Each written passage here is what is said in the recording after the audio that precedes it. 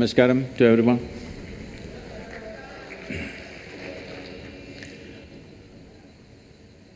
Well, why this Youth and Truth, how it came about?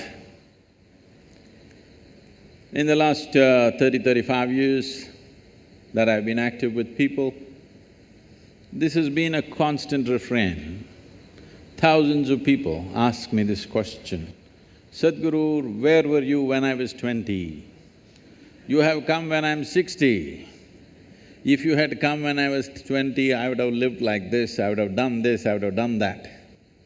I've been hearing this continuously, so I decided we'll step out and meet all those people who are below 25 in this country and also outside. That's why this Youth and Truth.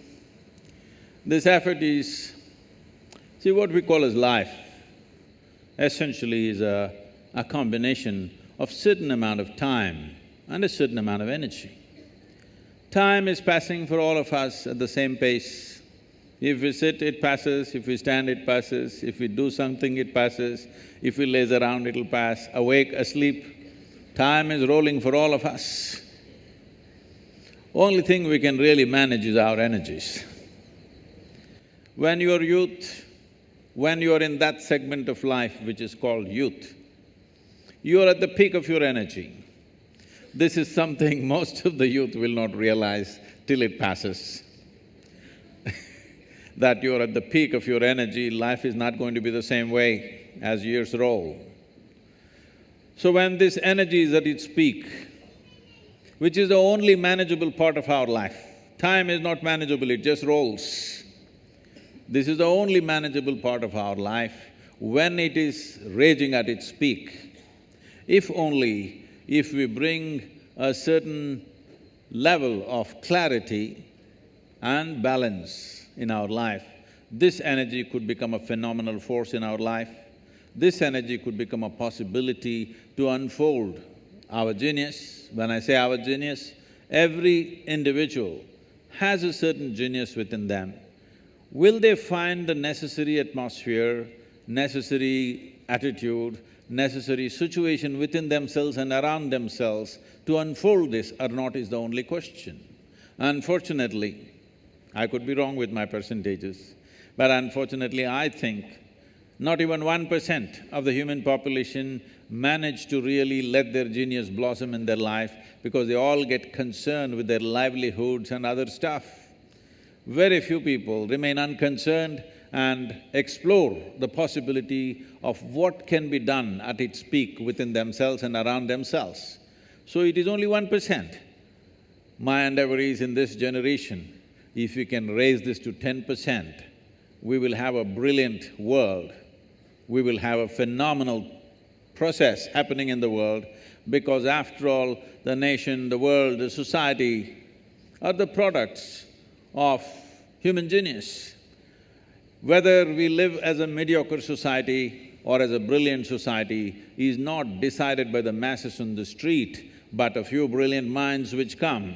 If we increase the number and percentage of those brilliance, that brilliance to unfold in a society, that society will rage and flourish in a different way.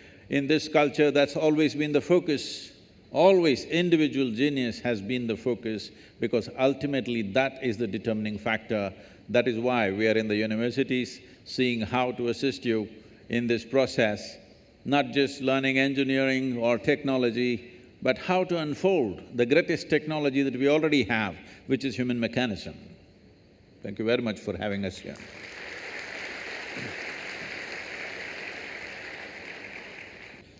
Good evening, everybody. I welcome you all here to the Youth and Truth program at IIT Bombay. First of all, I would like to thank Mohit Chauhan sir for his splendid performance. He has infused so much energy in the audience here. A round of applause for him. I would also like to thank Isha Samskriti and Sounds of Isha for their amazing display of raw talent. It has been mesmerizing. My name is Syed Saklin. I'm a PhD student, first year chemical engineering. Sadhguru, let me just say, we are honored and blessed to have you here in our presence. Now, without further ado… It's a privilege for a uneducated man to be in an educational institution, so It's perceptive. I didn't go there at the right time, so now I'm coming. So yeah, without further ado, I would like to commence this conversation with your permission. Please. Yes. So, very often in lives, we come across crossroads where we are compelled to choose between two options which were equally pleasing. For instance, I just graduated my BTech this year and I had a few options. I had options to do MS in Cornell and Johns Hopkins University abroad or to do a PhD here at IIT Bombay. My heart was leading me towards the US lifestyle, but my brain told me that this is the right thing, a PhD at IIT Bombay is the right thing for my career. But every time, evidently I'm here at IIT Bombay, but every night when I go to sleep, I fantasize and I think about how my life in the US would have been, how, I wonder how it would have been. So when I'm at such a stage, could you tell me what exactly this conflict of interest is? What should I be doing? See, we must understand this. People are always thinking when it comes to education, career, choice of partners, marriage, at various points, what is the best thing to do? Let me tell you, there is no best thing to do in the world. Really, there's no best thing to do. Even if you take a very simple thing and put everything that you have into it, if you throw yourself into it, it could become a great thing. Is it the best thing? No. There is no best thing, because how do you decide what is best? What I'm doing is best or what you're doing is best? There's no such thing. Is spiritual process the best thing or chemical engineering the best thing? It'll be foolish even to ask that question, isn't it? It is just that if you throw your life into something, it can become a great thing. So don't look for best things because you'll waste your life always wondering what's the best thing. People come to me, they've been married for 35 years, have 3, 4 children. Sadhguru, I don't know if I made the right choice.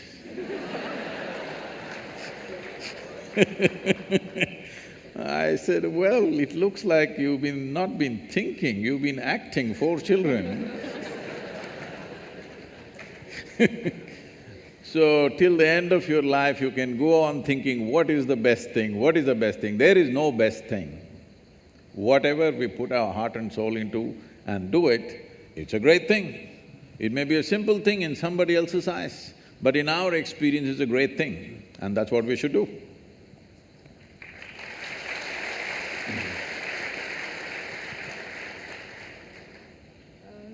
Hello everybody, Namaskaram Sadhguru. My name is Hiya and I am a first year student here studying in the aerospace department. Being a college student, we live in dorms and hostels and we are surrounded by people day in and day out. And with people comes opinions and ideas. So for instance, let's say I got up in the morning and I got ready for class and I'm about to leave and one of my friends joins me and she casually comments that your hair doesn't look very good today, like what's wrong with it? So some of us are of the type that we will rush back to our rooms and just fix it somehow, that might even mean that we are late for class. But let's say I didn't even do that, but that thing would keep going in my mind, like throughout. I would be in the class, but I'll be thinking about my hair. So, it is… Others' opinions and ideas have a very deep effect, although it varies from person to person, the amount of effect it has. But how do we take the good out of it and still not lose our individuality and uniqueness in the process? Now, in this world, more money, probably 10 times or even 100 times more money is being spent on hair products than on the brain products. So it looks like a whole lot of people don't care what is inside, they only care what is outside. So, for those people who are in a certain state of their life where they need to intensely focus on something, very intensely, where they need undivided attention to achieve what they want to achieve, normally we shave their heads, you know, so that they don't have to stand in front of the mirror every day. See, I don't have to stand in front of the mirror, every day I look the same. So I don't have to check how am I looking today. So when you're focused on something else, certain things get less significance. How we look, is it important? Yes, it is. To some extent, it is important in our lives. But right now, you're not going to walk the ramp, you're going to the class, okay? So all you have to do is bundle up your hair, tie it up on top of your head so that they can't see your hair, they can just see the knot and they can see the size of your head. That's a good thing. It is not that one should not be concerned about their appearance, of course it matters, but where does it matter, where does it not matter is something we have to decide. If it matters too much everywhere, I've seen people about 27 times in a minute, they if you're adjusting your hair half the time in your life, what the hell are you going to do of any significance? I'm not saying you should not have hair, I'm not saying you should not keep it well, but if you are so concerned about your appearance, obviously you're a bit empty inside. There's some more stuff within you. You wouldn't be so concerned about your appearance. Taking care of our appearance to a certain extent is important. Well, if you're going into the films or you're a model or something, you have to take care of it much more, maybe. But for an engineer, if you're presentable, it's fine, huh? And so, it doesn't end at the appearances. It's about the general opinions of life and about ourselves. Let's say anything about us that they have, that people have, they somehow Whatever affect kind of us. opinions. Maybe behavioral traits, like somebody tells me, you speak very loudly, maybe. You speak very loudly all the time. Why do you do that? Maybe, I mean, it hasn't happened with me, I'm just giving an example. So, how do we take… like, I was it's a about very to tell you casual your trousers are comment. torn, but I didn't tell you. There was a time when I lived in denims, nothing but denims, okay? Only Levi's. And because of motorcycling and all kinds of things, they would get torn. We had to get it from United States, otherwise they were locally not available in 60s. So we used to patch it up, but now people are tearing it up and then wearing it. So obviously the message is you don't care a hoot what other people think about you. Let that come into every aspect of your life, you don't really care what other people saying about it. That's the idea, isn't it? The idea of tearing up a new pant and walking is, you don't really care, but that's not the truth with a whole lot of people. How is it torn? Your pant is torn better than mine. So we've gotten into this mess essentially because we have not delved into what this is. There is no profound experience of yourself. Who you are is a bundle of opinions that other people have given. If 10 people say you're good, you will become very good. It's like this. You went outside, somebody told you, oh, you are the most wonderful person on this planet. Then you are floating on cloud number what? 9. Only 9, huh? In Tamil Nadu, we do 11. So you're floating on cloud number whatever, and you came home, they told you who you really are, and suddenly it'll crash the cloud. Floating on a cloud is not a wise thing, you're bound to crash, isn't it? Hello? Floating on a cloud is not a safe thing to do, you are bound to crash. So, whatever this floating on cloud number whatever is not a good thing because somebody blows you up. I must tell you this. If you have to settle this within yourself, one important thing is, this happened to me in a certain way. My daughter started traveling with me when she was 3.5 months old alone. So I'm driving my little Maruti all over the country, this is the time when I'm building Asia Foundation, and my right leg is always heavy. So I keep one hand on this little baby and drive full on the highways going from town to town, various programs and stuff. So she grew up in many people's homes. Every week she's a new home. I made one rule to all of them, never teach the girl anything. You're not going to teach her ABC, you're not going to teach her 1, 2, 3, you're not going to teach her Mary had a little lamb, because I don't care whether Mary had a lamb or not. Nobody teach her anything. So, because nobody is teaching her anything, she's all eyes and ears. By the time she's 18 months, she's speaking 3 languages very fluently. Nobody taught her anything. I said, no rhymes, no 1, 2, 3, no ABC, nothing. She grew up like this and I wouldn't have sent her to school, but my schedules were crazy, plus no company of that age group around, she's the only girl. So I put her into school. When she was around 12, one day she came home little disturbed because of what happened at the school. And she said, you're teaching so many things to everybody, you're not teaching me anything.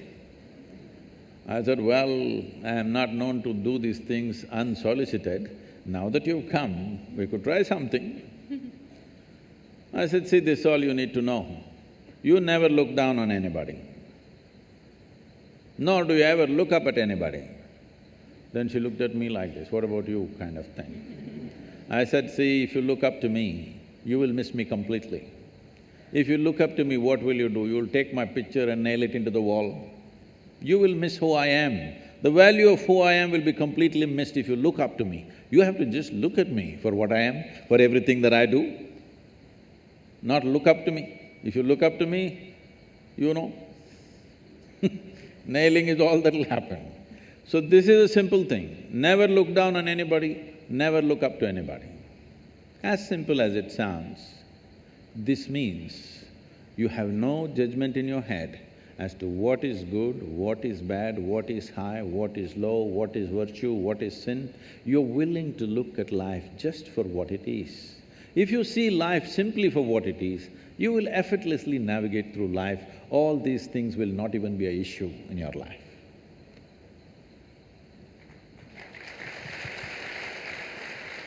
I am Gaganpreet Singh, pursuing Masters in Geoinformatics and Remote Sensing in CSRE department at IIT Bombay, sir. Sir,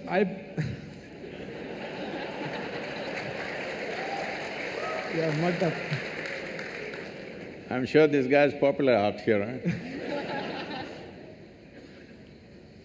Sadhguru, I belong to land of 5 rivers, and now wherever I go there, for all the able people I see, everyone dreams of going to land of maple leaf right now, that we call it Canada.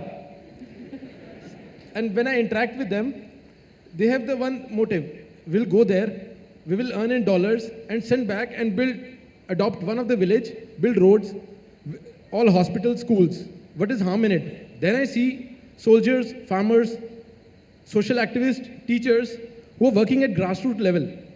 So if I get opportunity, because in IIT we will get some good opportunity to go abroad and earn Canadian dollars or work here, and whatever we can contribute in the tax, that is quite minuscule as compared to the funding which we get from abroad. Which route should I take? Oh. See, India is an ancient culture. An ancient culture means there are many benefits because there is immense wisdom and there is also a heap of bullshit. To sift through this bull and get to the wisdom takes some effort. The 5 rivers are in a pathetic state. Yes. And the land has been ripped through completely. So naturally people want to go elsewhere and do the same, to another continent. Well, Punjab was an important part of the Green Revolution in this country. That's very wonderful. But at the same time, This green revolution became relevant in our country simply because we were in a desperate state. We had every 3 to 4 years bad famines where sometimes millions of people died in the last century. But the last famine we have had is probably 1962 or 3. After that, we have not had a famine, we have had droughts, bad agricultural years, but no famines, no mass deaths at least. So it's fantastic. But these were desperate measures what we took because to beat that situation. So we exploited the land in a certain way, which is not healthy long-term, but we did it because it was kind of emergency for the nation. So now, should I go abroad and send Canadian dollars? I'm not saying you should not go abroad. If you think you're going to learn something better there, acquire some more skills, then you can gather here. If there are possibilities, or even if you're going to work there, but don't think in terms of you'll earn dollars, then come back and build your village. That's a long shot. Actually, what we need in this country is not necessarily dollars. What we need in this country is a corruption-free, clear, focused and dedicated people. That's what we're missing.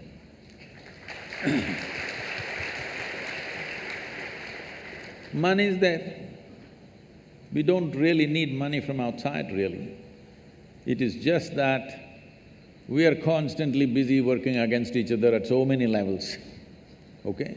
Our energies are simply spent throwing things at each other all the time.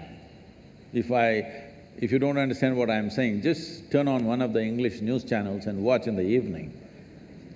How much energy is simply wasted, simply saying rubbish against each other endlessly.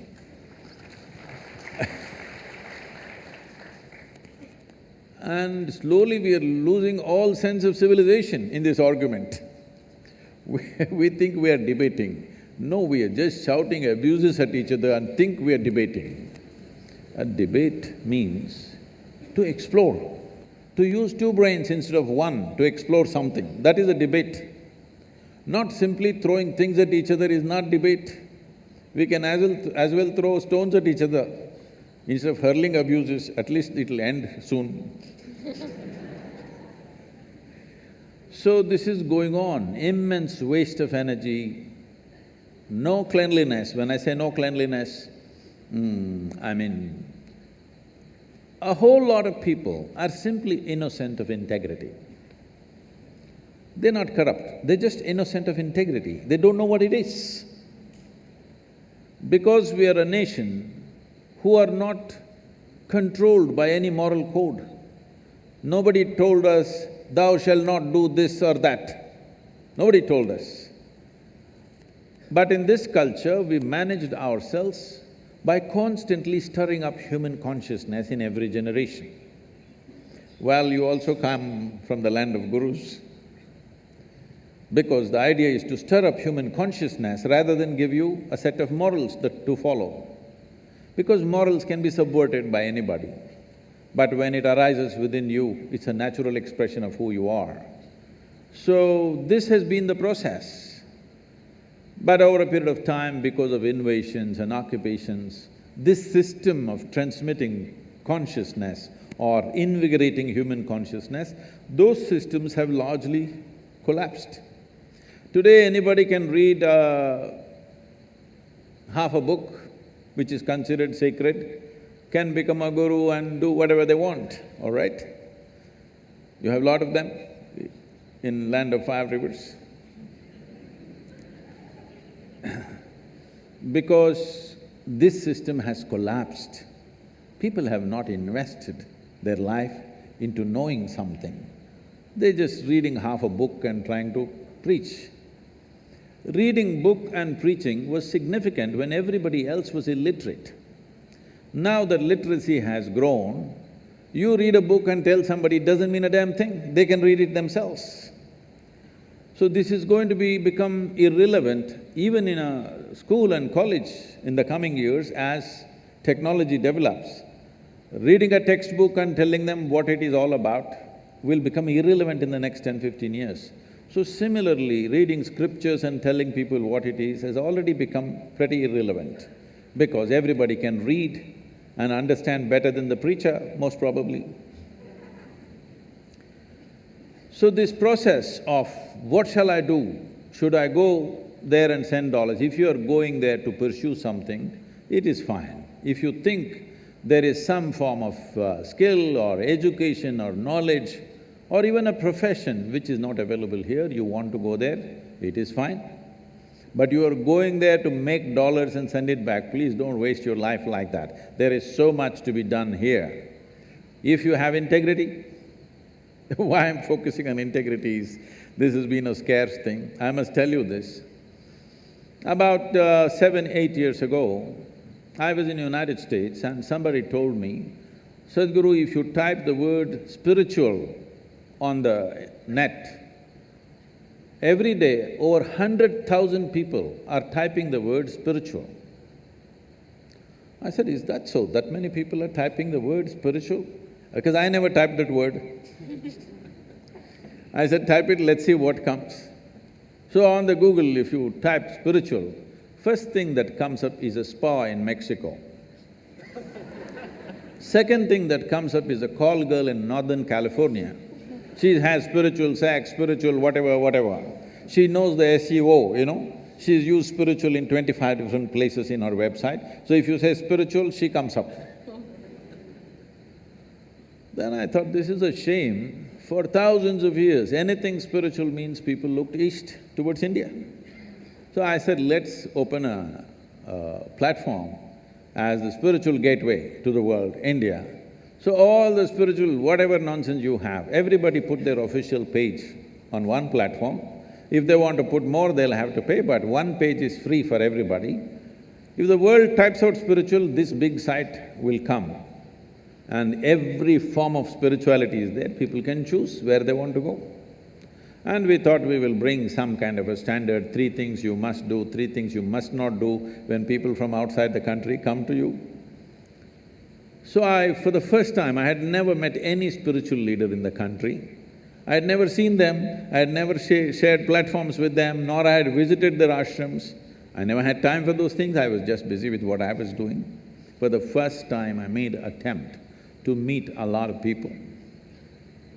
Well, I met many absolutely wonderful people who are doing great work. But it was also amazing to see that a whole lot of them are completely innocent of integrity. They just don't know what it is.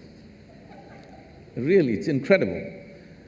If I walk into an airport or a golf course, I meet better men who don't know anything about spirituality, but they're better men. Just to give you an example, I'm walking in this ashram of theirs, somebody, a big man. As an organization, they're way bigger than us. So I'm walking with him and then I see some nice trees in the ashram. Then I say, you really have some nice trees, big trees. He said, without looking at the trees, that's our Panchavati. I looked there were only 4 trees. Then I said, but there are only 4 trees there. I said, 4, 5, You know, this 4, 5 is all Maya. 4, he's just surprised that I'm actually counting 4. When he says 5, it's 5, 4 and 5 is all Maya, you know. There's only 0 and the infinite, in between all is Maya.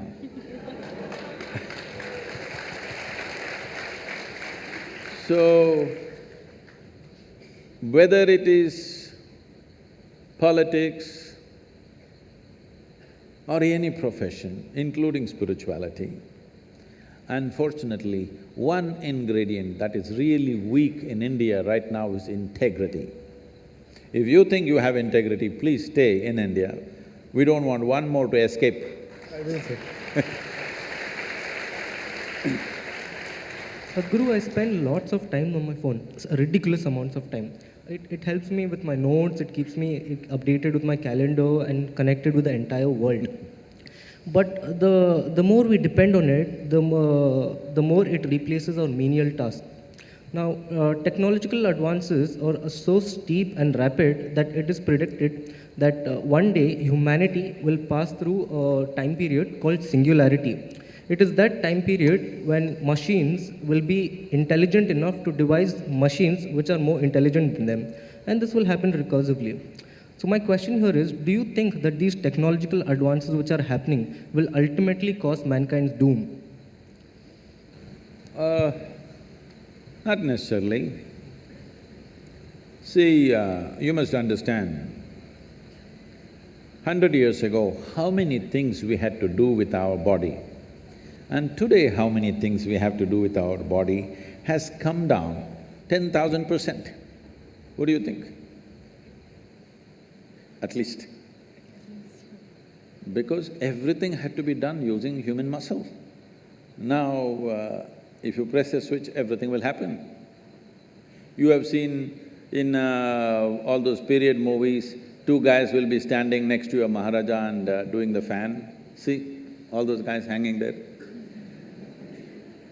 Huh? Like this, so many things. Every time something new came, people felt threatened. Who are doing that panka job, they felt threatened, their jobs will go away. Of course, they found something else now. Nobody is doing panka anymore. Like this, you don't have to worry, you will find something else to do. It is uncanny that you asked this question, because in the last 1 year, I've been invited to various international conferences to speak about artificial intelligence. I said, why me? I'm a natural intelligence, why are you…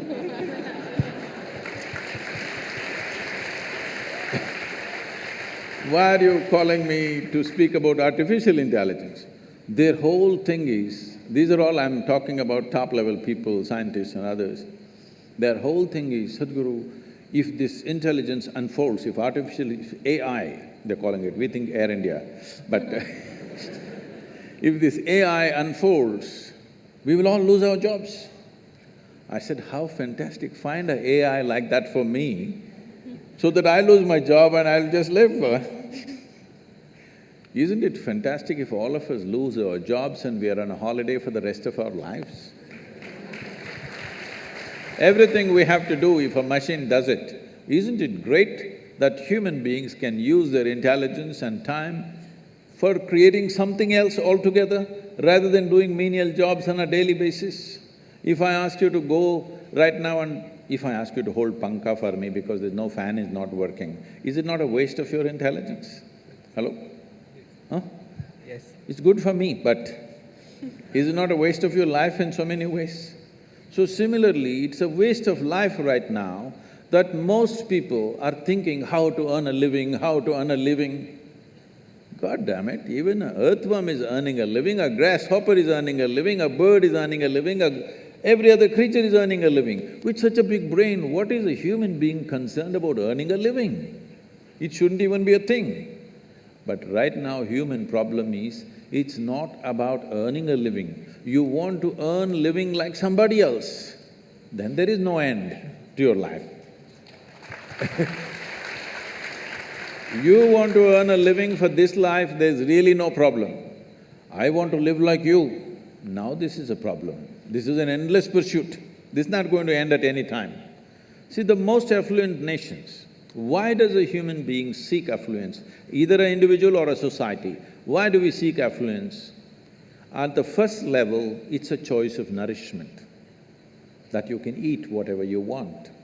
That's the first step of earning money. The next step is a choice of lifestyles. Now countries like United States, you're only going to Canada, huh? Countries like United States have a choice of nourishment and a choice of lifestyles. But 70% of US population is on prescription medication. With such a choice of nourishment and lifestyles, they should have at least, if not the most conscious and wonderful, at least been the healthiest population on the planet, isn't it so? Their healthcare bill is $3 trillion. People estimate by 2030, their healthcare bill could be anywhere around $7 to $7.5 trillion.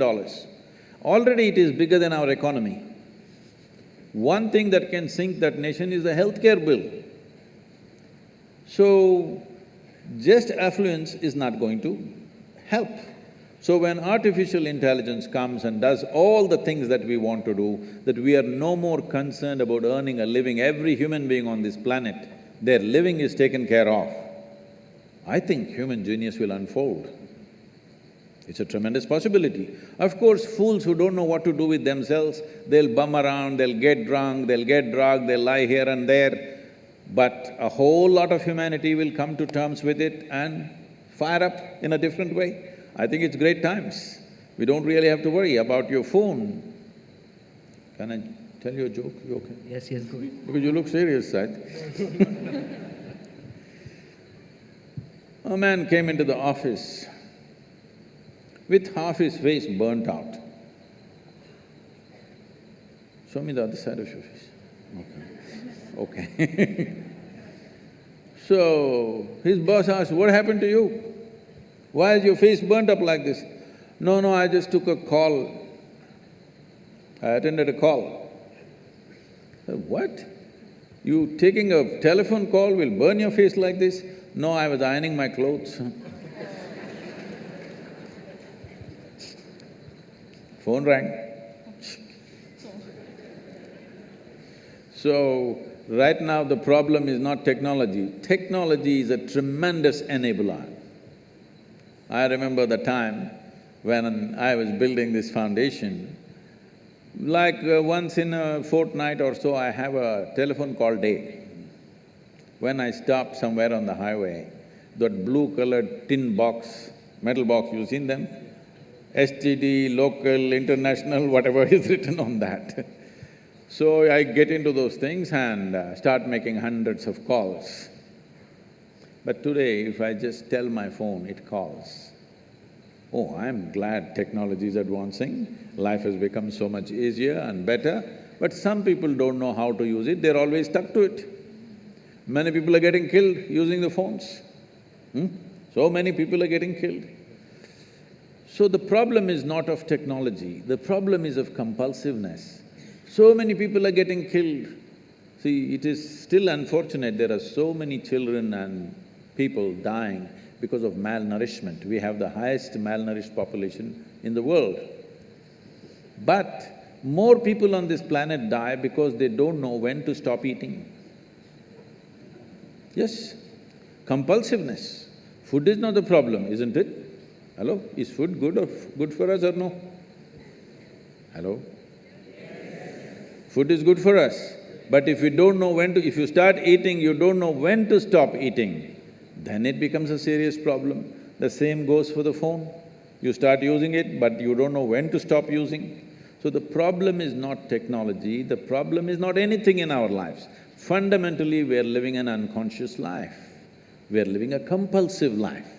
When you live compulsively, then everything is a problem. There's no one specific thing which is a problem, everything is a problem. All the great, wonderful things that come our way become serious problem in our life simply because we do it compulsively.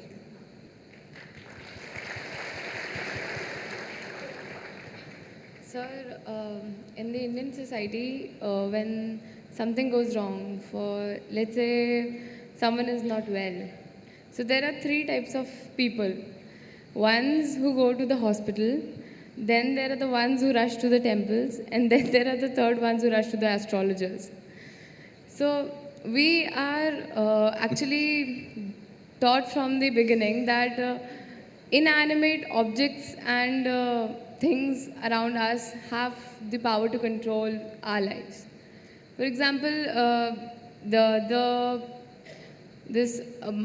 for example, my mother, when 2 to 3 years back, told me to wear a ring which had the gemstones. I still have it on, because, of course, because that's what mom has said. So You need to take it off, otherwise the boys will think…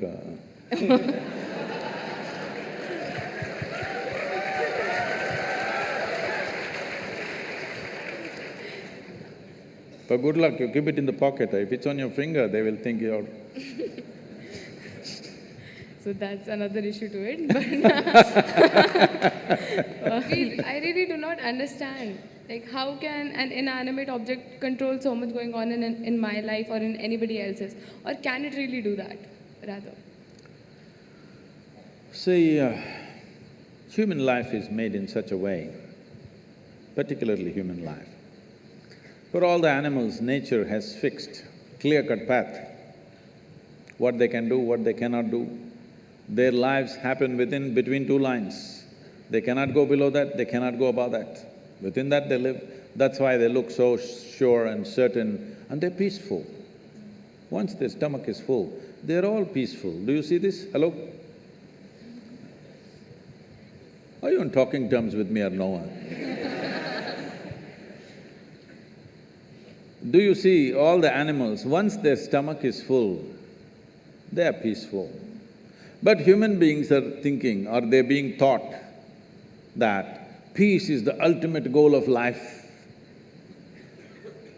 A buffalo, full stomach, he sits peacefully.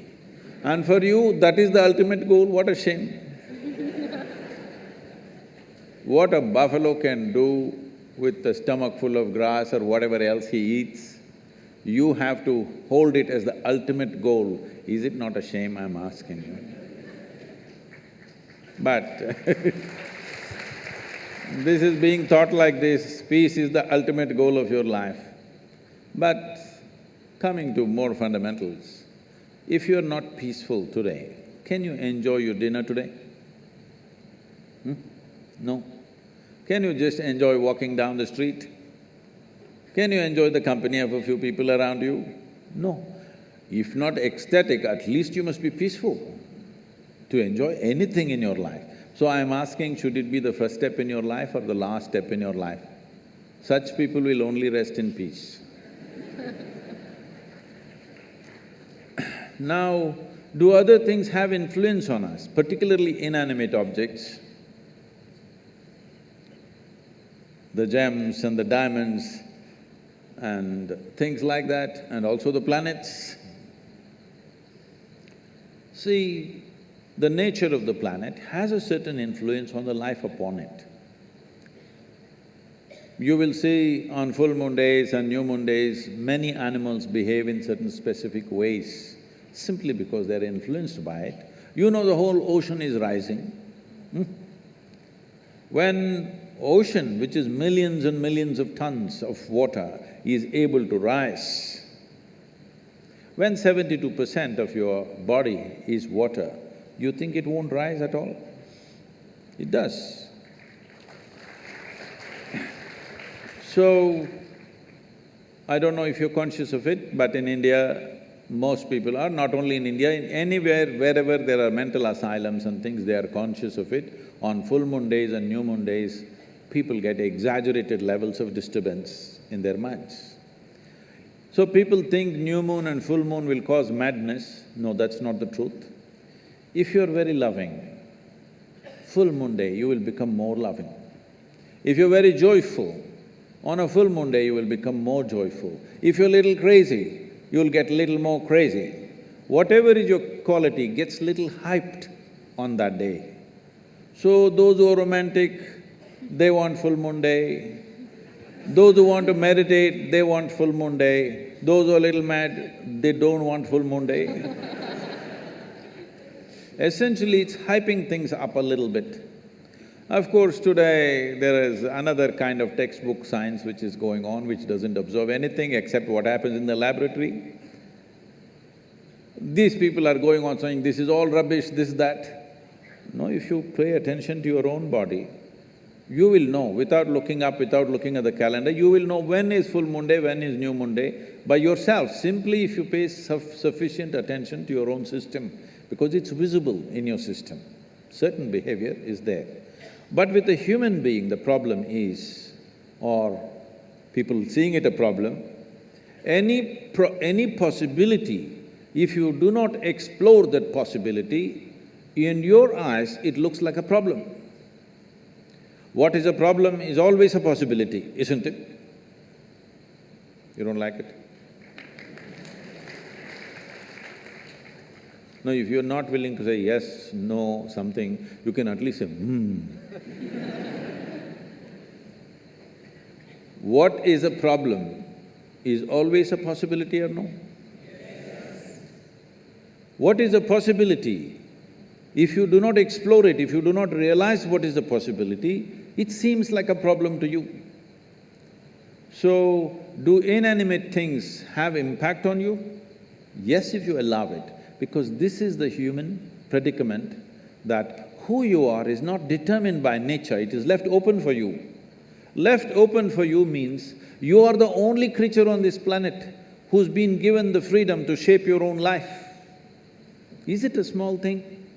This is a product of millions of years of evolution that today, after all these creatures from a single-celled animal, after these millions of forms, here we are sitting, this is the only creature which can shape its own life the way it wants. Every other creature has to live by the laws of nature. We can shape our own lives. It is this freedom that human beings are suffering. If you're suffering your bondage, it's all right. If you're suffering your freedom, you're a disaster, isn't it?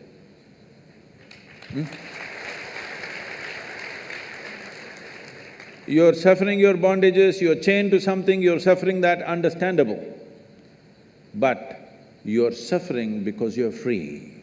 Most human beings are suffering because they're free. They're always trying to bind themselves to something or somebody all the time because freedom scares them. Because freedom is a pathless path. Freedom is an open terrain, there's no fixed line.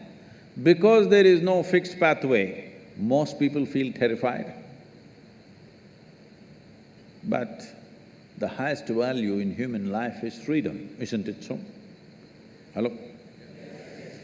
In this culture, the highest value in this culture is not God, not heaven. Mukti, moksha, liberation, freedom is the highest value. Established that no matter what you do, you must seek mukti.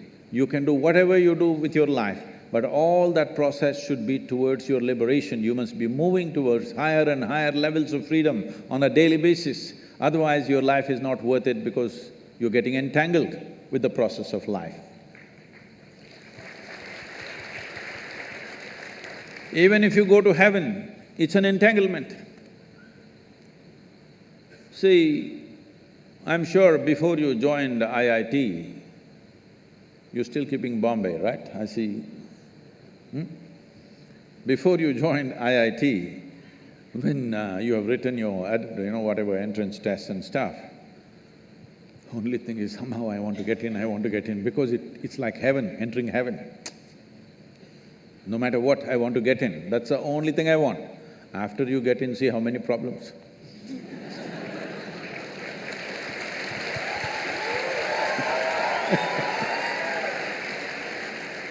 I'm asking you a simple question. Being on this planet, do you have any proof that you are not already in heaven and making a mess out of it? Huh? Do you have any proof? Suppose you took off from the solar system and looked down at the solar system, whatever these 12, 14 planets and satellites and works. Does planet Earth definitely look like a heavenly body among all these? Yes or no? So you're already on heaven and making a mess out of it, and now you want to go to another heaven. Yes, like he wants to go to Canada.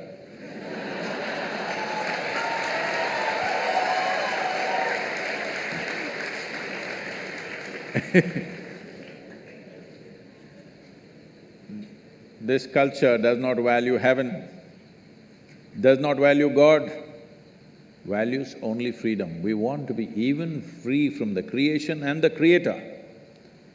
Mukti, moksha is the ultimate value because this is not a philosophical value, this is not a religious value, this is something every life is longing for. Only thing is, most human beings are short-sighted that they long for it in installments. See, whatever people are seeking right now, if they have nothing, they will say, if I get 100 rupees per day, Shiva, that's all I want, that's a prayer. 100 rupees fell. 100 rupees, fine, fine, fine, 3 days, 100 rupees, fine. Fourth day, only 100 rupees, Shiva. What's the problem with you? Are you so stingy? At least 1,000 rupees a day. Okay, 1,000 rupee note, is it in legal tender, 1,000 rupee note? Huh? No, no, okay, 2,000 rupees fell. I don't want to get into trouble with that. Where is 1,000 rupees falling for Sadhguru? Where does he have? No, no, 2,000 rupees fell. You asked for 1,000, 2,000 fell. Wonderful Shiva, fantastic. After 10 days, only 2,000 rupees. It doesn't matter how much it falls, something more, something more, something more, isn't it? This is not about money. People think it's about money. People think it's about wealth, power, pleasure, love, knowledge. No, these are all different currencies. Essentially, you're looking for expansion because you feel suffocated. If we keep you in the same place for too long, you feel suffocated, you want expansion. You want to be something more all the time. Yes or no? Always something more. If I make you the king of this planet, not just Canada, if I make you the king of this planet, will you settle with fulfillment? No, you will look at the other planets, you look at the new galaxies. So there is something within a human being which wants to expand limitlessly. That means it wants to be free, nothing else. Looking at this carefully, observing the nature of the life within, that it wants to expand in a limitless way, the only thing it is longing for is to become boundless. That means it's seeking freedom. That is why in this culture we established the highest value is mukti or moksha, which means liberation or freedom, not heaven, not… because heaven is just another place. Maybe little better accommodations, but same trouble after some time, isn't it?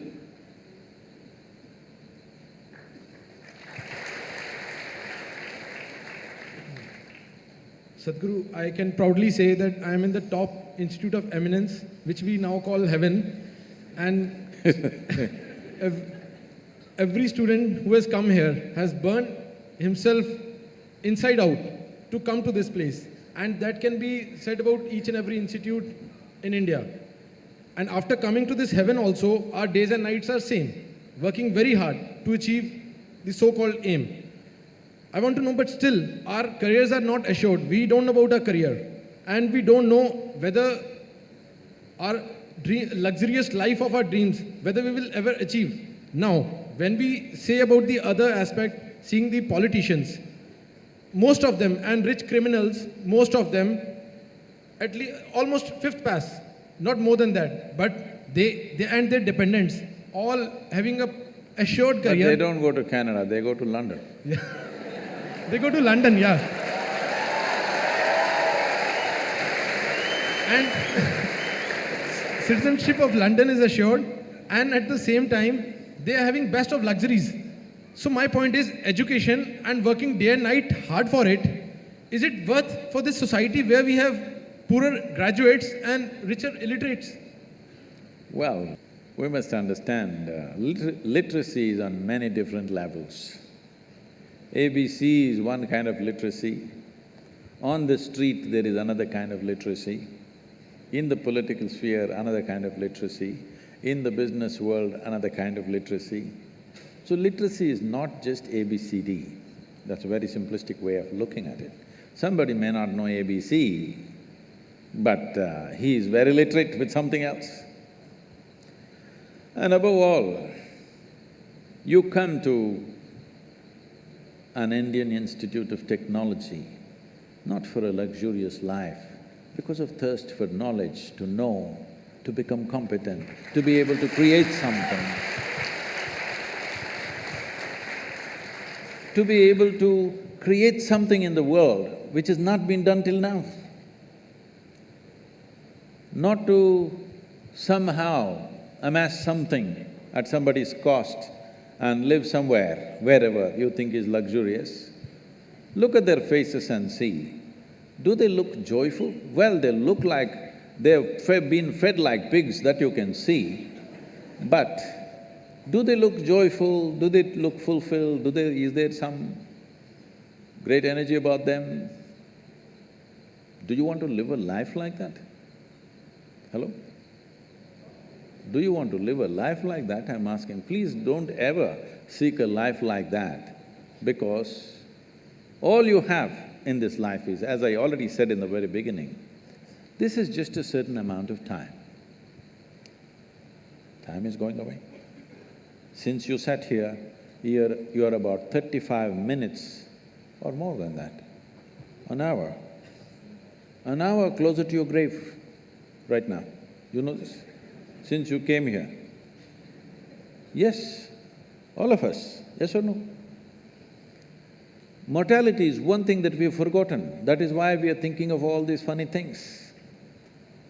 Life is just going away.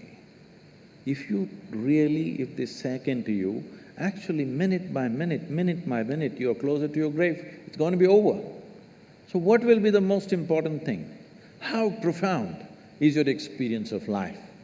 And when it comes to activity, how profoundly can you touch life around you? This is all that matters, isn't it? Your experience of life is profound.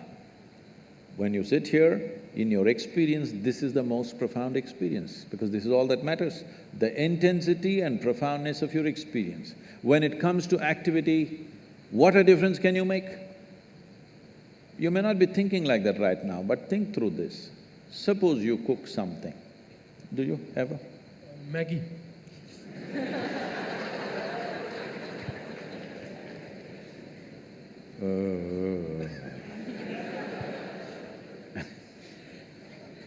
He's on MSG or something, huh?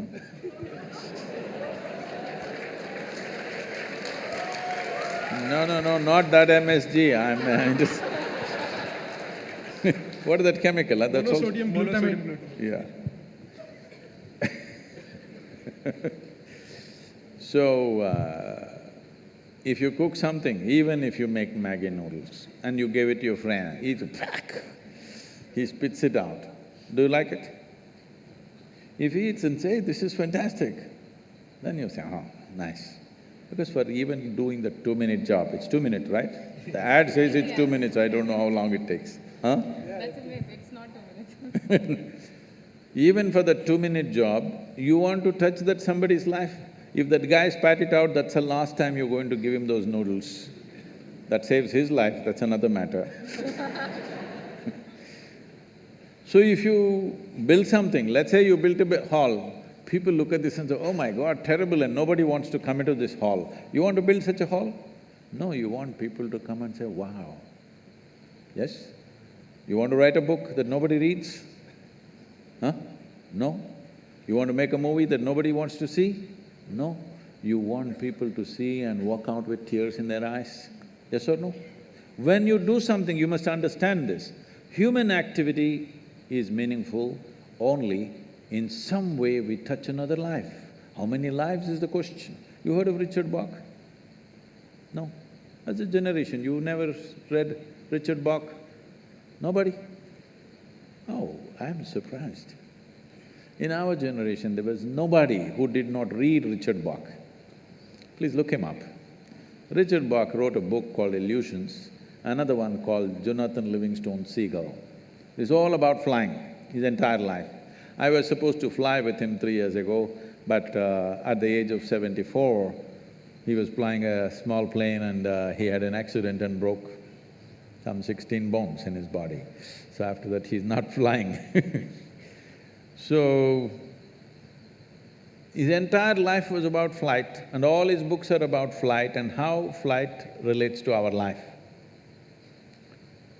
And in one of the books he writes, of all the joys of flying, I thought this is… after that I stopped reading him. Of all the joys of flying that he eulogized all his life, he said the greatest joy is when you see another pilot and you roll your wings and he responds rolling his wings, that's the greatest joy.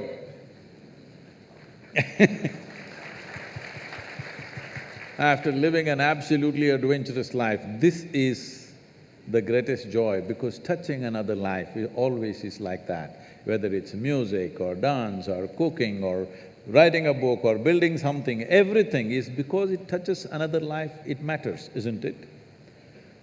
A criminal does not touch other people's life like that. You have two ways to live. That is, people are joyful because you're here, or people will be joyful because you're gone. There are two ways to live. Please, what will you choose? First one. First one. People are joyful because you're here. Yes, Yes. that's good. So, about somebody is living better than us, I'm saying you should not even look how somebody is living, because it's a bloody brief life, believe me. Before you know what's happening, it'll be gone. You may not think so right now, you think you have a lot of time on your hands.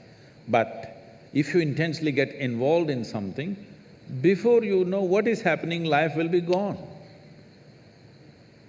Because it's such a brief life.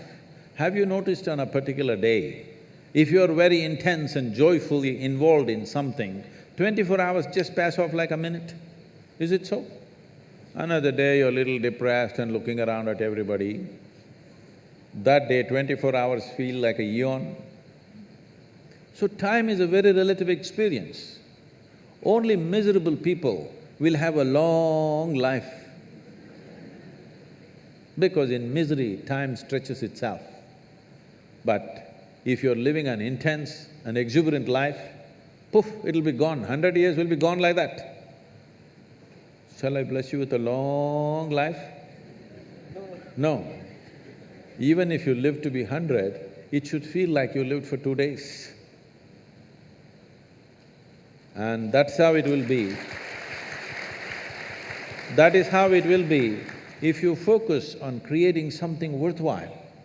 But if you're looking at other people, who is wearing better clothes, who is driving a better car, whose house is better than mine, if you look at this, your life is ruined, because forever somebody will be wearing something better than you, somebody will be driving something better than you, somebody will be living in a better home than you. Yes or no? Forever you will become enslaved to that nonsense. Don't ever start your life like that. All of you, you're being empowered through education. You must think in terms of, what is it that I can create? What can I create in this life? Don't worry about how to earn a living with so much education and this many cerebral cells. You think earning a living is a problem when an earthworm does it?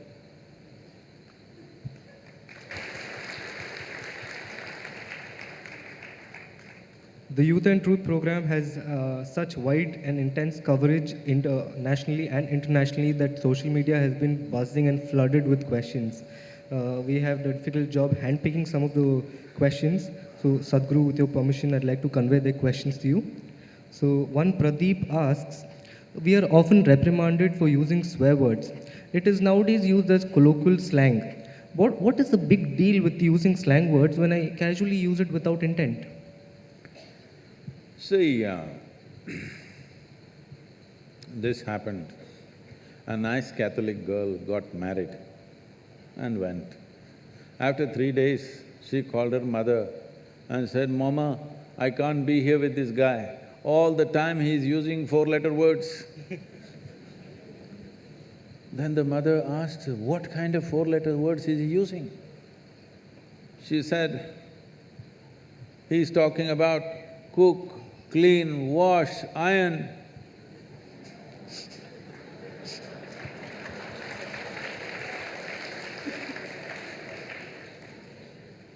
So, what is wrong in using words?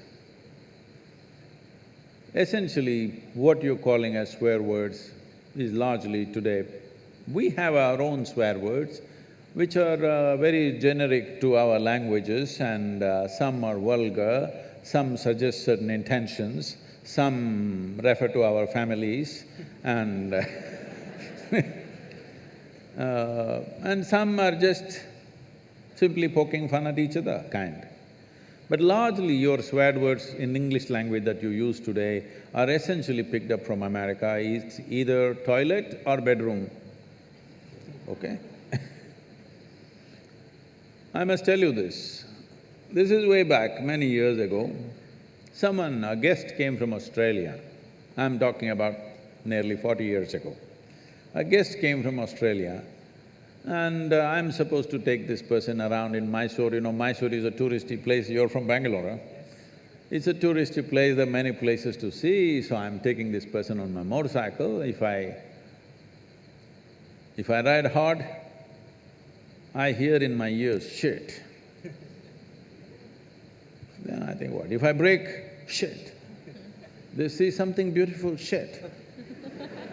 If the food is very spicy, oh shit. I was thinking, why this person whole day chanting shit like mantra?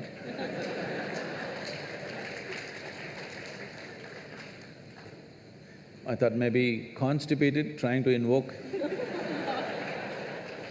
Because what should be done in the morning, whole day, why are you dragging it through the day, you know? Then I observed, they're getting angry, shit, and they become little calm. Oh, then I thought, oh, it's working for them, I should not disturb this, because I don't believe in disturbing anything that's working for anybody. If it's working, let's leave it. So I just thought through this.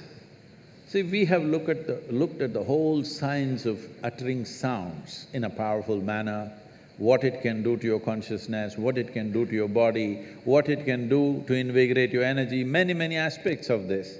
And then we say, Shiva.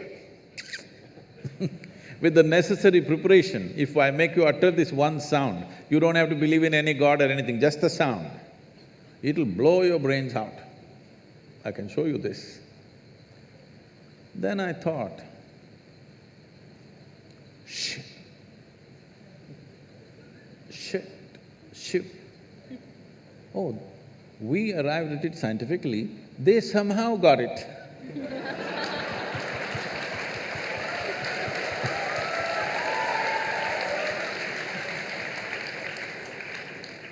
Even in Shiva, it is only Shi which is the powerful part, Va is a dampener, so that people don't blow up too much. It's like to balance. Instead of Va, they put T. I thought it's okay, it's working, so why? Because usually when they keep saying too often, the T doesn't come, they say shh. So even me, when I say Shiva, the word doesn't really come out, it's just shh. So I thought it's okay, what does it matter? Then immediately some people got this thing, Sadhguru, you are saying Shiva and shit are same? Highest and the lowest? I said, see, this high and low is all your business. But as far as your mind is concerned, in case your vocabulary is stored in an alphabetical order, Shiva and shit are close together. You cannot store Shiva here and shit here. You don't have such a capability. I don't know how it is stored in your mind. Suppose it's alphabetical, they are right next to each other, so you can't separate them. So the question is not about what is good, what is bad, what is right, what is wrong. The question is, will it work everywhere? If you keep shitting all over the place, is it going to work for you? That's a question. So it's all right among young people, you're saying shit everywhere, but now it's come to in United States, it's come. Even the top administrators are uttering these words just like that. In the international community, when they utter such words, it's finished in many ways, okay? Not because of anything else, simply because people are… if you watch some of these American movies and stuff and stand-up comedians, they are making the whole sentence with one word. Yes? Whole sentence is just one word repeated in many different ways, and they're elogizing that. I'm saying to develop or to evolve a complex language, it took such a long time, it's taken thousands of years for human mind. One of the most complicated things that we have come up with as a civilizations in the world is language. Language is not a small thing. That way in India, we have 1,300 languages. How much genius must have been there that right here you speaking Marathi, somebody speaking Telugu, somebody speaking Kannada, somebody speaking Konkani, and for thousands of years, though you lived side by side, you maintained your literature, they maintained theirs, like this they managed. This takes a certain level of genius to develop the language. Now, a language which had hundreds and thousands of words, you want to reduce everything to one word and you think it's a forward step, I'm sorry. Sadhguru, my next question is about the 4 letters. Love is in the air.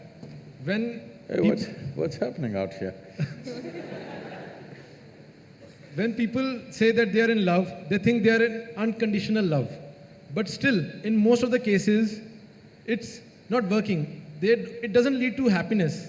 So Sadhguru, when is unconditional love truly possible?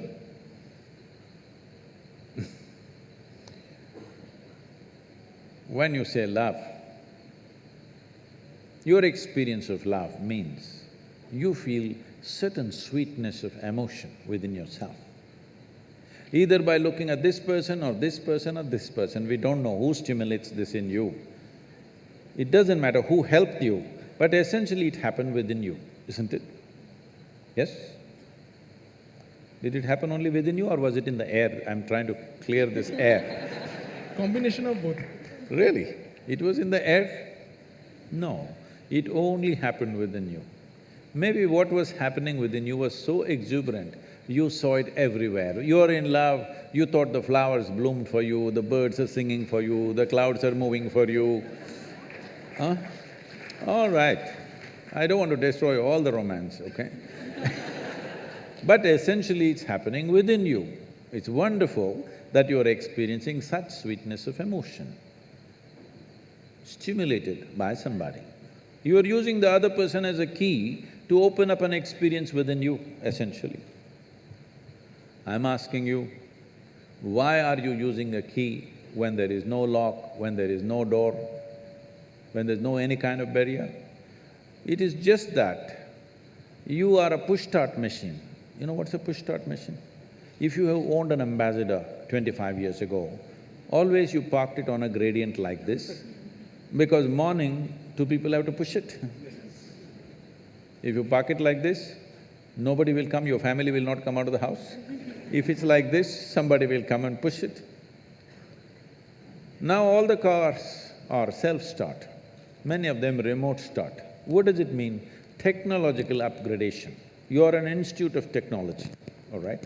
I'm asking, would you like to upgrade your technology that you are on self-start? If you wake up in the morning, you are overflowing with joy and love and exuberance by yourself. You don't need anybody to stimulate you. Would you like to be a self-start machine? Then you must come to me, huh?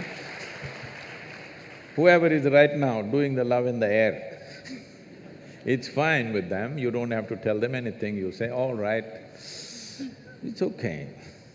But it's very important you're a self-start machine, otherwise, after some time, you try to extract happiness from the other person. That is when these love affairs become tedious and horrible, because you're trying to extract happiness from the other person. No, life should be like this. When it comes to joy, when it comes to love, when it comes to exuberance of life, you must be the source of this, isn't it? You must be the source of this.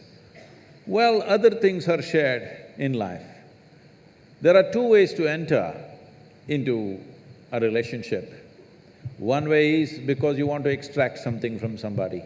Another way is because you want to share something with somebody. These are 2 ways. If you're out to share, your life will be good. If you're out to extract, when they close the tap, it's going to get terrible and nasty. You have seen people who thought they're absolute lovers, how terrible it becomes for many of them. Not because there's anything wrong with them, simply because you started off on the wrong footing, thinking, this person is the source of my joy. No, no, no. Joy or misery, the source is within you. Yes or no? Whether it's joy or misery, the source is within you. It's for you to decide. If you're a joyful human being, they will also want to be with you. If you're a misery, they will endure you for some time. Shall I tell you a joke? Are you okay? Please, Sadhguru. On a certain day, Shankaran Pillai was walking in a park in the evening, sunset time. He saw a young, pretty-looking woman sitting on a stone bench. You know the park benches? He also went and sat down, settled down on the same bench. After some time, he moved little closer. She moved little away. He allowed a few minutes and again moved little closer. She moved little away. Again he moved closer. Now there was nowhere else to go for her because she was at the end of the bench. She pushed him away. Then he waited for 2 minutes, just the sun to get to the right angle. Then he went down on his knees and he said, I love you. I love you like I have never loved anybody in my life. You know, a woman is a fool for love. And the sun was setting. If it was middle of the afternoon, she wouldn't believe a damn thing. Sun was setting, the ambience was right, and she kind of yielded. Nature took over, things happened between them. Then he looked at his watch, it was 8 o'clock in the evening. He got up and he said, I need to go, I need to go. She said, where are you going? You said you love me. He said, my wife is waiting, I need to go. So, I love you for a whole lot of people is like that, you know, open sesame. You want to get something, maybe your needs are physical, psychological, emotional, financial, social, or we don't know what else. You have needs to fulfill. So you use this mantra and it works. Half the time it works, okay? I'm saying it's important. It is important you know the joy of being loving, because sweetness of emotion is needed for you if you want to take really big steps in your life. If you do not have sweetness of love in your heart, believe me, if you try to take big steps in the world, particularly in India, you will end up frustrated and go to Canada.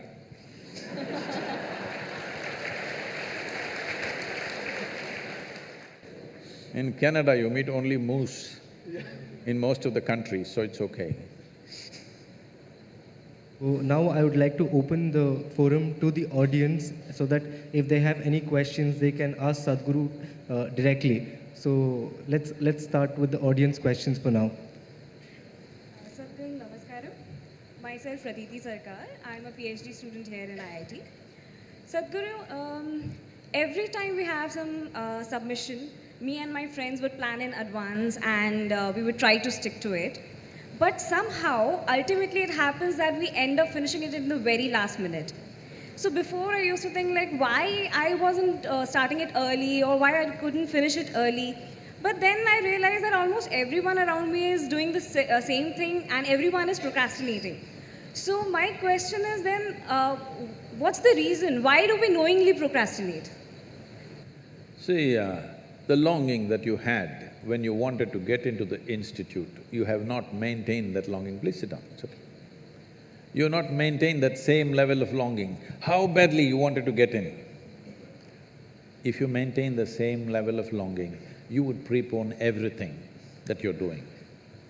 Slowly, you slacken up and other things interest you, education sinks down a little bit. If you're doing something that you really want to do, will you prepone or postpone? Will you prepone or postpone? You'll prepone. If love is in the air, will you prepone or postpone? Prepone, surely. Prepone. So in a way, intellectually, knowledge is a love affair. It's really a love affair. If you get involved, it'll become much bigger love affair than emotional love affairs. So if you conduct your education like a love affair, that you're really involved, then you will always prepone, not postpone. But if you finish too early, that means your faculty is not setting you tight enough time. They must set more stringent time, because this is the time of your life where you have to learn how to stretch yourself physically, mentally, in every possible way. Otherwise, life will crack you when you go outside, unless you find a government job for yourself. Otherwise, anything else you take up in your life, if you do not know how to physically and mentally stretch yourself without breaking, then life will break you somewhere. So, education time, the time of being youthful, is not a leisure time. Unfortunately, this may sound like this, a little difficult for you, but you must come and visit and see how it happens. These children came and performed here just now, the Kalari, and we have a home school. All these are 7 days of the week school. We have planned 4 to 5 days in a month as activity days which the children won't know. Someday, it will be, instead of academics, it'll be some other kind of activity. But those activity days are more intense than the academic days. When you're growing up, when you're young, you should not be thinking about leisure. Unfortunately, this culture from United States has come, what is that, TGF? Thank God it's Friday. So if you're going to enjoy only weekends and weeks, you're going to suffer. That means you're doing something that you have no love for. I'm asking, why the hell are you doing it? Why the hell are you doing something that you don't care for? Because it's your life. Your life is just a certain amount of time. If you're doing something that you don't care for, that means you don't even see that your life is precious, isn't it? I'm asking, is your life precious? If it's precious, you must invest it in what truly matters to you. If you invest it in what truly matters to you, you will always prepone, not postpone. You're also TGIF? Namaskaram, Sadhguru. I'm Lavanya. Thank you for coming to our campus today. If you can hold it like this, Like, you've seen Lady Gaga like this. Is that good? Yeah. So I'm very excited to have you here with us. My question is, when I was growing as a child, both my parents were working, and there were times I was feeling lonely and very miserable. Although my parents did give their part of comfort to me, there were times I was feeling lonely on the inside. And what can our future parents, or what can we do to our kids to not feel the same way? Thank you. Well, in India, this is the first generation where women have stepped out to work professionally. Otherwise, because we were largely an agricultural community, women worked, but in and around the house. And if they went somewhere to the field, they took their children and went. So always, like you see ducks and chicken, if the hen goes, behind that the chicks run, like that children were always running behind women. So she was always doing her work and still managing and tending to them, and there was a certain cohesiveness to that. But today women are going to the office or to the factory or to some other business, so they can't take their children there. This is the first generation of women who've stepped out. So in the society, we still don't have arrangements, proper arrangements, where children can be properly tended to. That system, that facility and that arrangement has simply not happened in the society yet. I hope it happens quickly because it's very important. It doesn't matter whether it's a biological parent or somebody else, but children need a loving, caring atmosphere. It's very important. Just putting nourishment into their stomach is not the only thing. They need some attending to. Somebody should smile at them, somebody should laugh at them, somebody should do something with them, play with them. This is very needed, otherwise children will grow up a little sick in their head. It is not necessary only a biological mother should do it, but there must be a committed person doing this. It's very, very important for the child. Unfortunately, in this society, we still don't have those arrangements.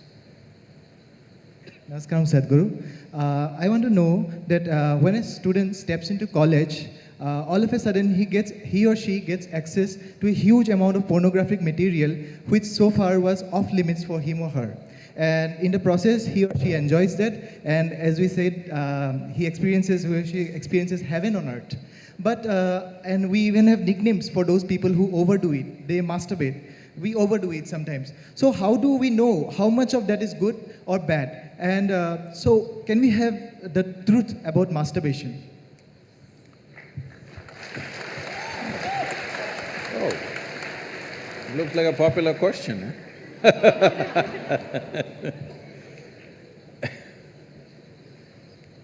See, we have a biology, we cannot put it under the carpet, it's there.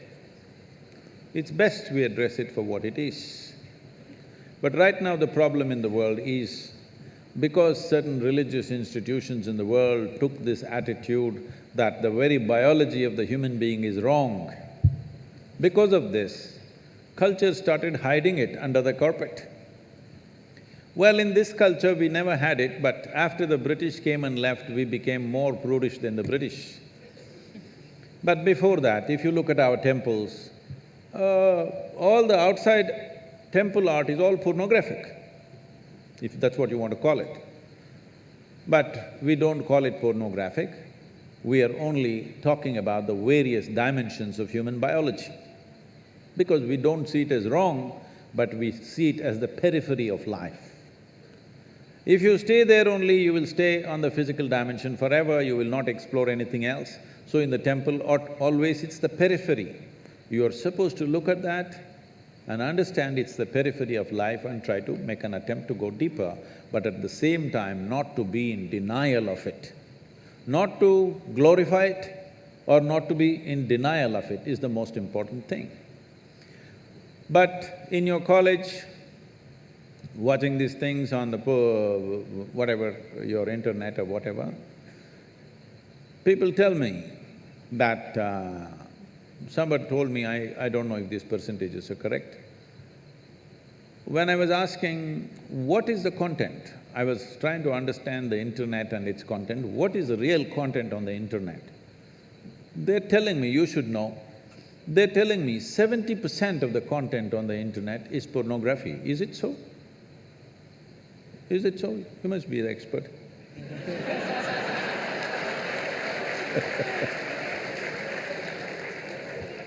Is somebody doing PhD on it?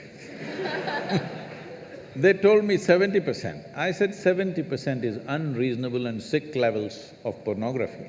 If it occupies a small percentage, it's okay. 70% of a technological platform which could do millions of things, unfortunately is pornographic, just biology of life. It's very unfortunate because once you come as a human being, your biology is not the front end of your life. It is one part of your life. This cerebral capability came so that your intelligence becomes the front end of your life, and if you become conscious, your consciousness becomes the front end of your life. Biology is the front end of a bull. It's okay for him, that's all he knows. But biology should not be the front end of a human life. It is part of our life. We are not denying it. So, at a certain stage in your life, it's like this. A 95-year-old man went for a medical checkup with his doctor. The doctor did a thorough checkup and said, "Hey, old boy, you're doing great for 95, no problem with you." Then the old man asked, "Doctor, but what about my sex life?" Then the doctor looked at him and asked, "Thinking about it or talking about it?"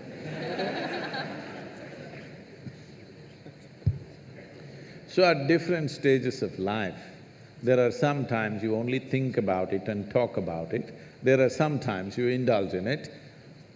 These are passing phases of life. How much of it is needed for you, you are the best judge. But at the same time, you came here not to explore your biology. At least you should have gone to MSc in biology. You shouldn't be wasting your time in a technological institute exploring biology.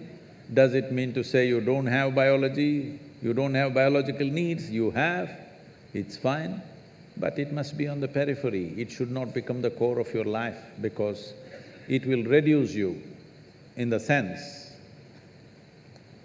a creature which was purely biological evolved into a place which has an intelligence of its own beyond its biology. See, animal intelligence works for its biology alone. How to get its food, how to get its mate, this is all its entire life is. If human intelligence also functions like that, you are bellying the evolutionary process. You are seeing how to go back, take the evolutionary process backward, not necessary. This does not mean you do not have a body, body has its needs, as there is physical hunger, so there is sexuality.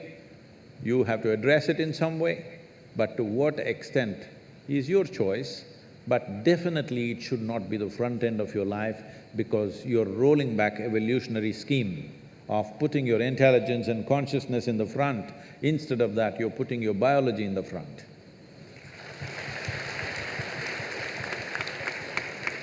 Sadhguru, I've been watching your videos and they have really changed me a lot. So today, sir, Sadhguru, I'm a guitar player and I'm doing engineering. I'm in second year. So often, obviously my Indian parents want me to have a steady life. So they sent me to an engineering college, ki get settled, but they even support me for guitar. But both are getting so hectic for me, I can't keep my focus on one thing. When I'm studying, I think about guitar and all the players and music. And similarly, when I'm playing, I think about other things. And even social circles and all. I don't have a steady mind. And I can't focus at one thing. Even if I try a lot. Even mobile is a very big distraction, apparently. So how do I focus on one thing at a time? Oh. I fear that if I give too much time to one thing, I might lose or lack in other things. See, human mind… Do I have a few minutes to answer this question? Yes. See, the nature of human intelligence is such that it can do many things at the same time as a process. When I say intelligence, most people are misunderstanding intelligence as intellect.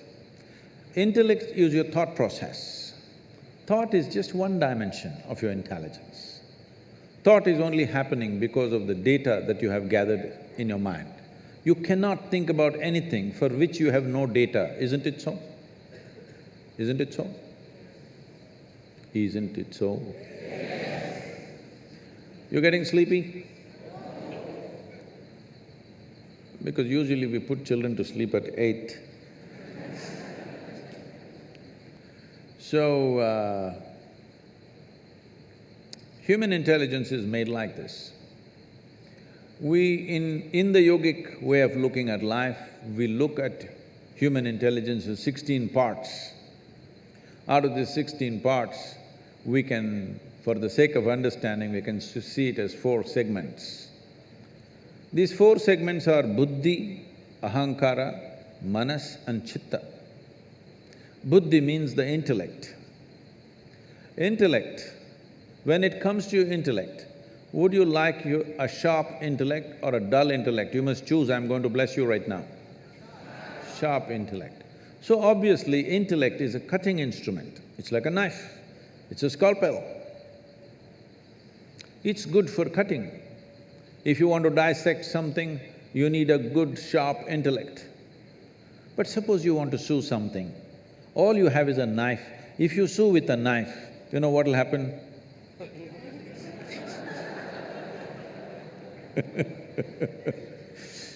You will leave everything in tatters.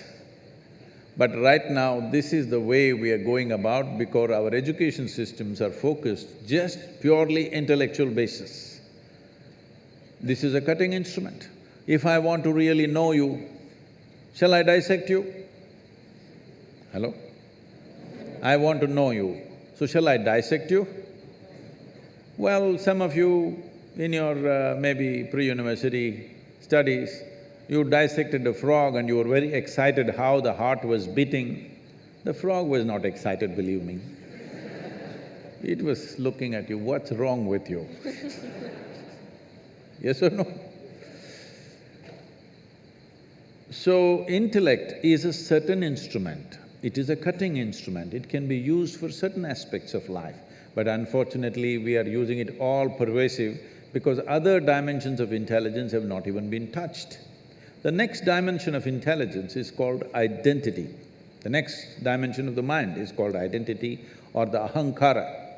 Identity means, depending upon what you're identified with, that's how your intellect will function. This is a knife in the front, this will always try to protect what you're identified with. You say, I'm a woman, it'll try to protect your gender. You say, I'm an Indian, it'll try to protect your nationality. You say you're some religion, it'll try to protect that. Whatever is your identity, your intellect is always working to protect that identity. So how we establish this identity consciously is a very important part of education which we have completely ignored today, for which we are paying a huge price. In the traditional education, from 0 to 12 is balavastha, that means just to play, eat, sleep, so that the body and the brain should grow till they're 12 years of age. You should not try to teach anything, extract anything. From 12 to 24 is focused learning. This is called as brahmacharya, discipline of how to learn. Learn is not just learning other disciplines, but above all, learning about the nature of my own human mechanism, my intelligence, my different faculties, how they function, because if I don't understand this, I cannot really apply myself into anything. So, we always establish this. You might have heard of this, there is something called as aham brahmasmi at the age of 12. This is taught to a child. Before we initiate a child into education, first he must take a universal identity, that my identity is the larger universe. Maybe today I'm an Indian, maybe today I belong to this religion or that religion, maybe I belong to this caste, clan or whatever, but my larger identity is with the universe because education was seen as an empowerment. We don't want to empower you when your identity is narrow, because all the crime on the planet, all the corruption on the planet, all the horrendous things that people do to each other is only because of limited identity, isn't it? I can do it to you, but I can't do it to myself because this is me, isn't it? I can't do it to my own child, but I can do it to somebody else because this is mine and that is not mine. So before you are empowered with education, which is seen as a powerful tool for life, first thing is take a universal identity. Unfortunately, we've neglected. Because of this, today if you see, the cutting edge of technology and science always goes first for military use. Yes or no? So how to kill people, how to dominate somebody, how to destroy somebody, this is where our knowledge is going simply because we did not establish a universal identity before education came to people. So the third dimension of your mind is referred to as manas. Manas means it's a silo of memory. When I say memory, it's not just what you remember, your entire body is memory. There is evolutionary memory here, there is genetic memory here, there is karmic memory here, there is articulate and inarticulate levels of memory, conscious and unconscious levels of memory, various dimensions of memory. We identify 8 different forms of memory. Right now, you may not remember how your great-great-great-grandfather looked like 10 generations ago, but his nose is sitting on your face. Body remembers, yes or no? Body absolutely remembers everything. So this memory is the basis of your intellect. If we take away the memory or de-link the memory from your intellect will become without activity. This is one important dimension of yoga that we understood, that if we… See, if you want to continue the knife analogy, the intellect is like a knife. The hand that holds the knife is identity. Knife is useful or dangerous depending upon not on the knife's quality, but the hand which holds it, isn't it? If you're identified one way, this knife will poke you. If you're identified in a different way, this knife can save your life. So the same knife every day saves lives and sometimes takes lives, depending upon who holds it or which hand holds it. So we de-link the manas with the intellect. Now, intellect simply there, without intention. So essentially, yoga means this, to build an intensity within you without intent. Right now, I want to become an engineer, I want to become rich, I want to make money, I want to be this, I want to be that. You become goal-oriented. This is the fundamental flaw in the education system. We become goal-oriented. Because we want to get there, we are doing all this. We are like circus monkeys. Circus monkeys are like this. You show a banana and say, you do all those tricks, I'll give you a banana. So it will do all the tricks, banana. No banana, you will simply sit there. So, once you become human, you should not behave like a circus monkey. It is not because of a carrot and stick that you're driving yourself, because you're seeing that what you're doing is of some consequence to you and to the world around you. That's why the action. So if you de-link the knife and the hand and the silo of memory, then your intellect will shine with sharpness. It will not be rusted with memory, it will shine with sharpness. See, it's like this. There are some people who are when you go to restaurants you will see, and maybe in some homes also, you ask them to cut a mango, they will use the same knife with which they've cut onion and they cut the mango and give you. You can't keep it in your mouth, the sweetness of the mango is gone. If the residual impact of whatever the knife has touched is there in it, slowly it will lose its purpose, isn't it? The same goes for your intellect. If the memory sticks to your intellect, after some time, it'll become a useless intellect because it becomes a highly prejudiced intellect. So, the entire yogic system is about this, to dissolve your identity and simply sit here so that your intellect will shine like a razor without any intent. Intensity without intent, if it comes into your intellect, you can do 25 things at the same time, just like that, okay? People keep asking me, Sadhguru, you have been busy the whole 6 months, not a day's break, then how did you write this poem? How did you think about this? How did you come up this plan? How did you design this one and that one? I have 12, 14 tracks running all the time, I just initiate and leave, they will run by themselves. See, when a computer is able to process something, if you feed and leave, it processes, isn't it? Isn't this a better computer than anything that you have ever used? Hello? Only problem is you did not read the user's manual for this one. You must read the user's manual. So just listening to videos is no good. We can teach you a simple practice. You start the practice of de-linking the intellect from the memory at least for a few minutes a day, you will see your intellect becomes super competent. I want to ask you that what is logic and why it looks as logical? Means because whenever I start thinking, means it seems that means this is logical and this is logical. But when I do the maths, so there is a ambiguity. So if it is logical, then why it is not coming to the math? Or the second question is how to express means of myself. The feeling which I have don't have words. So how to create means of words for my feeling that, yeah, means what I actually feel, and means how to understand the others, that what is going on in me. Okay. That's it.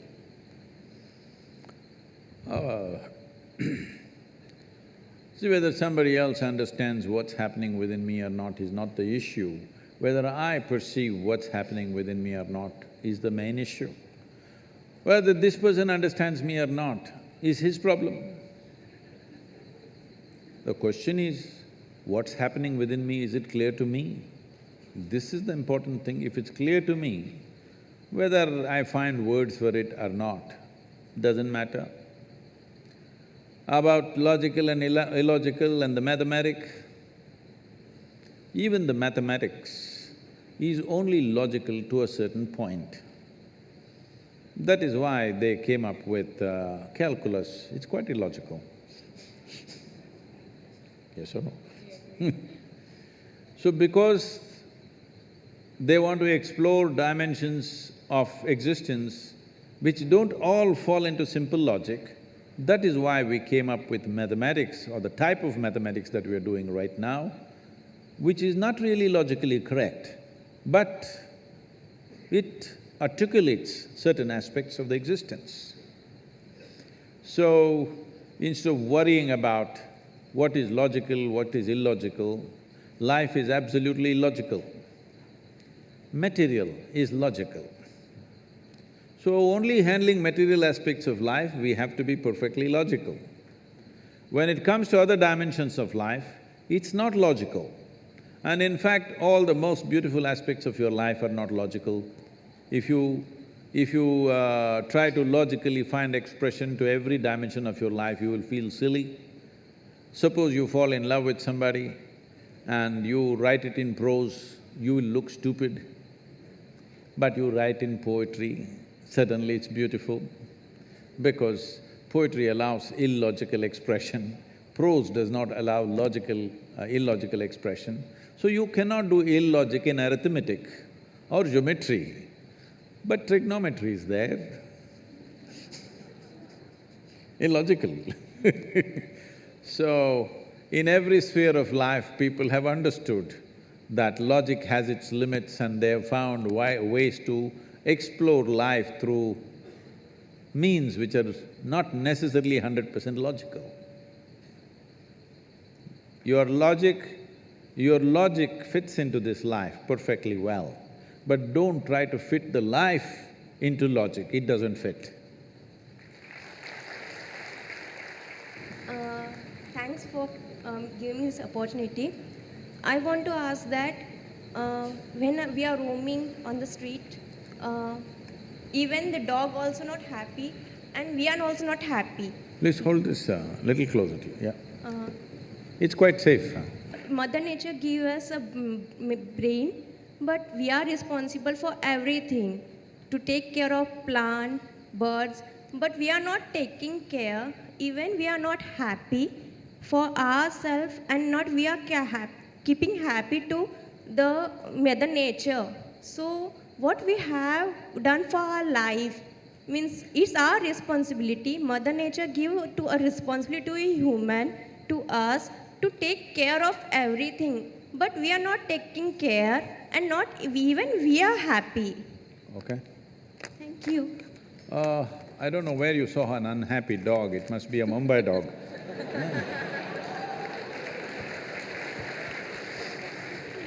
Huh? Must be a Mumbai street dog, where too many vehicles and things are moving around. Poor guy, he's just surviving day to day. Otherwise, dogs are happy if their stomach is full. They're really very happy. Go in the villages and small towns and see, they're just romping around happily. As long as they're well-fed, they're happy. So, human beings also, not that everybody is unhappy, there are happy people and unhappy people, they always were, still are. We are seeing how to increase the percentage of happy people so that we can live in a joyful world. It's out of my greed that I'm incessantly active in the world because I want to live in a joyful world. But a lot of people looking like carrying a end of the world expression on their face, as if the world is going to end today. Especially if the world is going to end today, it's time to be joyful, isn't it? So, we are living irresponsibly for sure, for various reasons we are like this. For us in this country, we have an enormous culture, enormous. No nation on the planet has 15,000 years of history and culture. This culture we can use to become wise and wonderful, but a whole lot of people use it in a different way. Because you said everybody's unhappy, I thought I'll tell you a joke. You okay? It once happened, the Iraqi ambassador to India met Shankaran Pillai. When people of two ancient cultures meet, it's bullshit time. Always. How our culture, because we've got nothing much to show in the present, we talk a lot about the past. Well, we can be proud about our past, but we can't live there. We are proud about the past history of this nation, the culture of this nation, but you cannot live there, you can only live here. But this is the usual thing. So the Mesopotamian culture, big. So the Iraqi ambassador started off and he said, our culture is so great that we have excavated sites in Iraq where the site is over 2,500 years ago, 2,500-year-old sites, and we found copper wires. It proves that we had telegraph 2,500 years ago. Shankaran will say, that is nothing. We have excavated sites which are 5,000 to 7,000 years old, and we found nothing. That means we had wireless.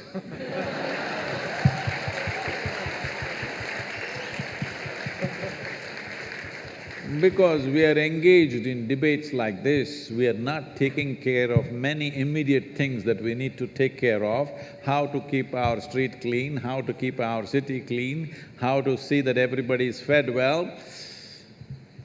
We are not taking care of this because we are little in the wireless state. Thank you very much. So being in a premier technological institute like this, which hundreds of thousands students want to get into this institution and barely a couple of hundred or 300 or 400 people are getting in, is it? Yes. So, getting into a coveted place like that, where even internationally, the institution is recognized as one of the premier institutions, not just in India. So when you're in a place like this, it's my wish and my blessing that you must really acquire knowledge, and knowledge is no good unless it is dispensed with love and compassion in the world. Just pure knowledge without love and compassion, without involvement in life around us, can become a very cruel force. Technology is the best thing that's happened to us and the worst thing that's ever happened to us, unfortunately. You have to make sure that technology is the best thing that's happened to us in the coming generation. The previous generations, all of us, have used technology in a negative way. Yes, we've made bombs, we've made pollution, we've made terrible things. It's for you to create a wonderful world with the knowledge that you're garnering here. Being here in this premier institution, do not forget, so many would like to be here, but you're here. Please make use of this and create something really fabulous for this world. Thank you very much.